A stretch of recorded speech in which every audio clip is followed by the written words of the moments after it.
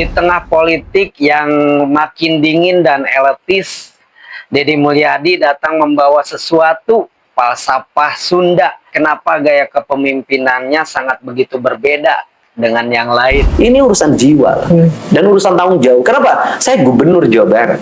Artinya bahwa saya punya tanggung jawab terhadap seluruh ekologi yang ada di Jawa Barat.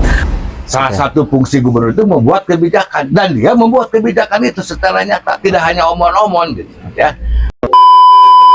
Selamat malam dunia tipu-tipu, kembali lagi nih bersama Dik-Dik Wadidaw Awe-Awe Simpiri Kikik Balakik.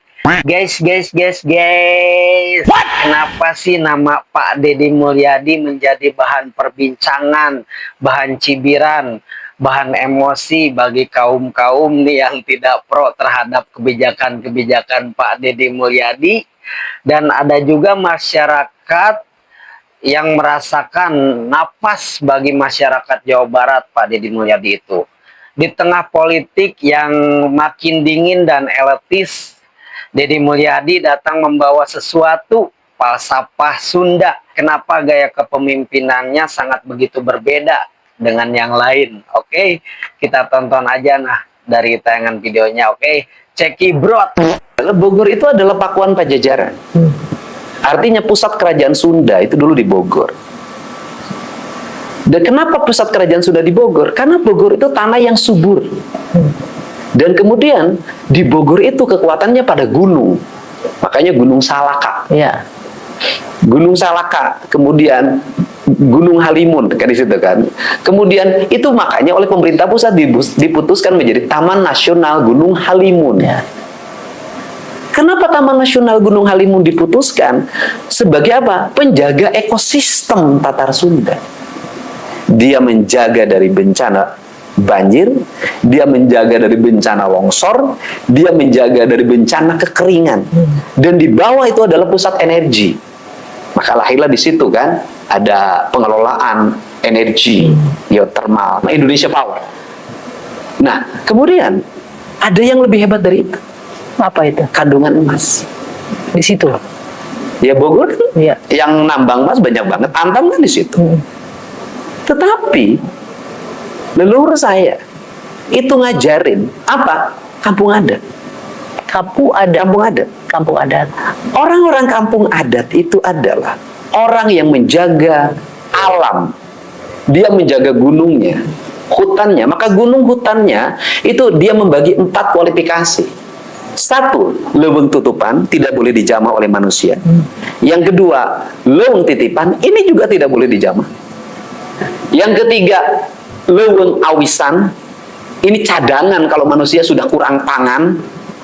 Yang keempat, leuweung garap. Ini baru boleh digarap. Nah, kelompok adat itu hanya di sini, di leuweung garapan. Dia tidak boleh karena ini sakral maksudnya. Kenapa ini disakralkan? Untuk dijaga ekosistemnya tidak boleh terganggu. Yang terjadi sekarang digarap sampai ketiga-tiganya. Iya, tidak boleh diganggu. Kenapa disakralkan? Karena di situ ada elang Jawa namanya, gitu kan. Di situ puncak-puncak habitat bisa jadi di situ ada macan tutul segala macam. Kalau kamu naik ke atas, mereka terganggu. Burung yang lagi bertelur, kemudian ular yang lagi berganti kulit, atau lagi mengalami pertumbuhan, itu di puncak. Makanya lambangnya gunung. Gunungnya begini, itu puncak ketauhidan. Kalau dalam perspektif sudut pandang agama ya, artinya bahwa kita ini hidup sampai pada puncak. Kalau puncak itu kenapa tauhid? Kalau puncak itu satu, ahad. Kita bersenyawa dengan yang di puncak. Gitu loh. Itu kalau pemahaman tauhid ya. Tapi kalau pemahaman alam ada, yang di puncak itu adalah sesuatu kesucian yang harus tidak boleh Anda ganggu. Ada mata air yang jernih. Kang, itu yang membuat Anda sedih kemarin. Nah iya, karena kami sakralkan. Kenapa kami sakralkan? Kok ini berpikirnya hanya duit? Nah kemudian kan itu tidak mengganggu. Loh, kata siapa? Orang bising. Kemudian di sini ada Feng Fok apa tuh namanya kan? Iya, Kan iya. kemudian si hutan di situ dibelah. Nggak boleh, itu sudah kaki taman nasional.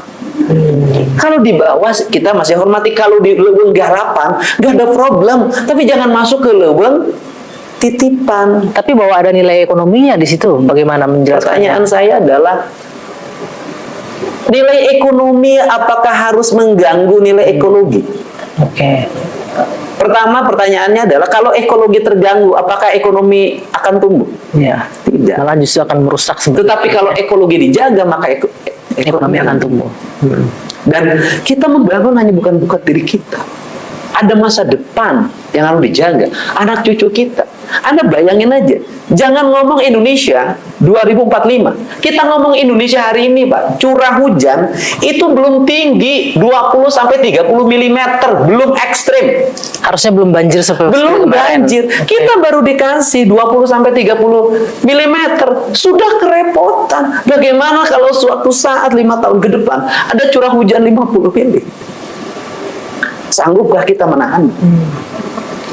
Kesombongan kita tentang ekonomi, kesombongan kita tentang fiskal yang dimiliki, mampukah kita merecovery? Tidak. Jadi ekologi tetap harus yang Pertanyaannya utama, ya. adalah, misalnya dari satu KSO yang diberikan oleh perhutani, bukan perhutani, oleh VTPN untuk kegiatan pariwisata dengan luas areal 23 hektar, berapa pendapatan yang didapat oleh mereka, oleh penyelenggara kegiatan? Itu satu KSO. Kemudian berapa recovery yang hari ini harus dibayar oleh negara? Berapa kerugian setiap orang akibat banjir? Berapa biaya negara harus untuk pengerukan sungai, pelebaran sungai, pembebasan tanah? Oke, artinya tidak setimpal dengan harga yang Jauh panggang dibayarkan. dari Oke, api. baik Kang. Itu kita bicara Jadi kalau soal mau nangis, saya nangis. Jadi bukan, ini urusan jiwa dan urusan tanggung jawab. Kenapa? Saya gubernur Jawa Barat. Artinya bahwa saya punya tanggung jawab terhadap seluruh ekologi yang ada di Jawa Barat. Memimpin itu bukan hanya memimpin manusia. Memimpin itu memimpin yang bukan manusia. Bakteri kita pimpin, virus kita pimpin, mikroorganisme kita pimpin. Kenapa? Karena manusia tidak bisa berdiri sendiri. ya, tanpa Manusia ada memerlukan siklus. Kita baru diserang sama COVID aja udah kepayahan. Saya bisa merasakan emosinya Iya. Kang Deddy sekarang ini. Iya. Sebegitu pentingnya alam buat Kang Deddy ya. Keseimbangan ekologi itu penting Iya. untuk menopang hidup manusia, bukan sebaliknya ya. Iya. Bukan manusia mengeksploitasi. Iya, ekologi. jadi manusia yang numpang di ekologi, Oke. bukan ekologi yang numpang di manusia. Iya. Seluruh ekologi alam ini mereka tetap hidup tanpa manusia. Iya. Tapi manusia nggak bisa hidup tanpa ekologi. Kang, Baiklah optimis kalau KDM diberi otoritas menjaga hutan, Jawa Barat akan jadi percontohan hutan Jawa Barat. Ya, saya ya kalau di situ. Dan baru satu gubernur ini yang berani mengeluarkan regulasi. Oke. Mana coba? Ya mungkin hanya marah-marah iya ya. Tetapi yang secara eksplisit berani dia pasang badan dan mengeluarkan sebuah kebijakan kan dari seorang gubernur, bukan soal pencitraan atau omong-omong di publik yang seperti itu, tetapi yang real itu kan ada regulasi. Salah satu fungsi gubernur itu membuat kebijakan, dan dia membuat kebijakan itu secara nyata, tidak hanya omong-omong gitu ya. Bahwa dia mengeluarkan moratorium, kan jelas tidak boleh ada penebangan. Itu kan dia tuangkan dalam sebuah kebijakan. Alih fungsi, nah ini, tentu ada resiko lah ya, perlawanan, lalu penertiban tambang, dan dia buktikan ya bahwa mulai para pelaku kejahatan tambang ini kan dia ditertibkan. Kita bukan tidak berarti tidak boleh bahwa alam ini digunakan untuk secara ekonomi, tapi kan harus tertib, harus sesuai dengan aturan dan harus ada keseimbangan. Nah ini saya kira Pak Sandi satu paradigma baru. Oleh karena itu dari kasus Sumatera ini pasti ada satu evaluasi fundamental. Nah, dulur-dulurku, itu tayangan-tayangan videonya Pak Deddy Mulyadi dan Kang Eka.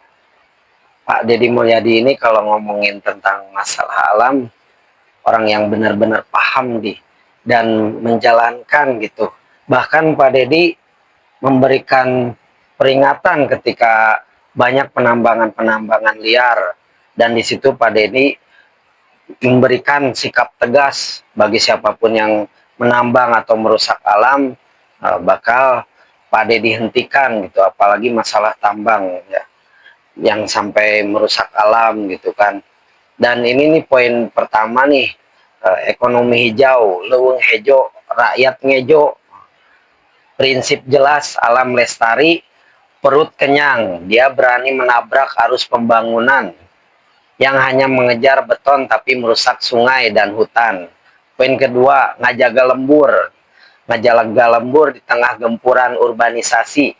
Deddy Mulyadi konsisten menjaga jati diri kampung agar tidak hilang di telan modernisasi yang seragam.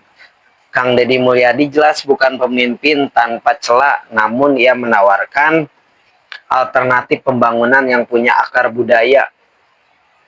Bagaimana nih pandangan kalian? Menurut kalian, apakah pemimpin berakar seperti ini lebih dibutuhkan dibandingkan mereka yang hanya bicara statistik?